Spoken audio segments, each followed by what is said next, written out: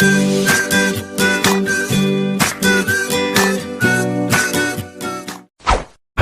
guys! Welcome to YouTube channel!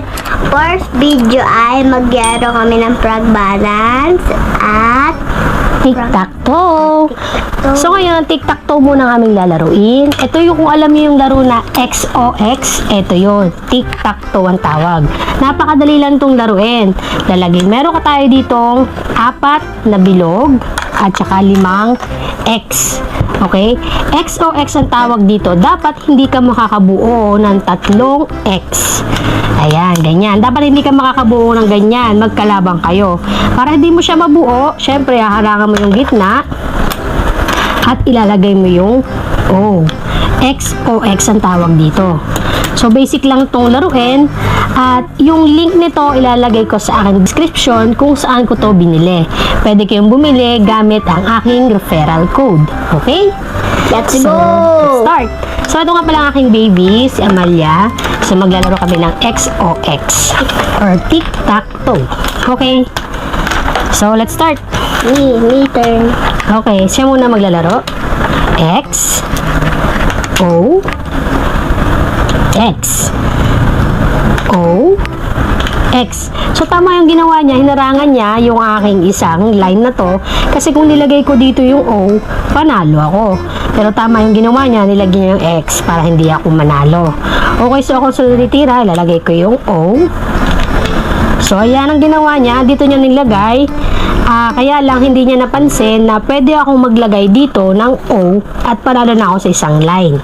So, ayan. So, sabihin, panalo ako. So, ganun po ang paglalaro ng XOX. Okay? Hindi kasi nauna ako eh. Diba? Okay. So, ayun guys, yung paglalaro ng XOX.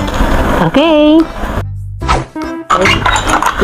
Hi guys! So, next na lalaroin naman namin is frog balance. Yung frog balance, meron tong 50 pieces na frogs na gantong maliliit.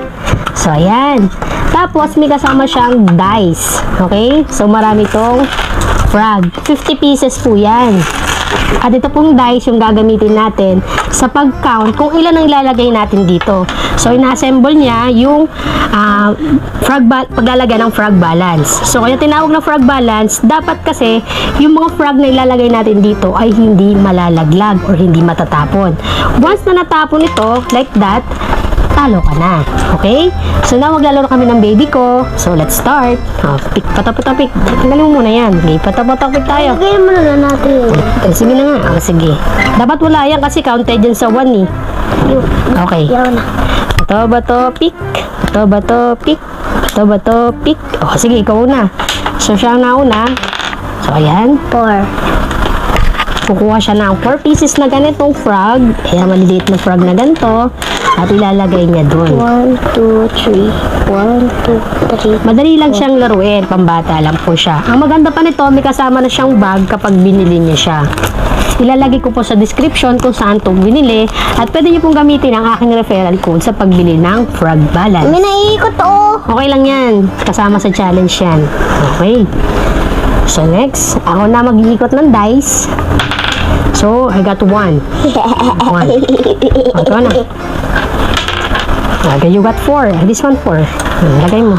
Again. 1, 2. Bilisan mo naman konti. Bagal mo eh. 3, Bibilis mo ko 4. na. Ayan. So, next. I got 6.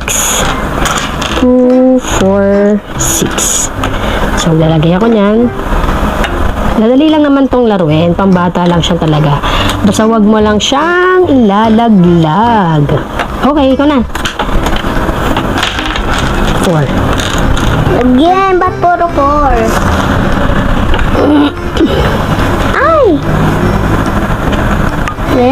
So, next. Ay! Sorry, nadali ko.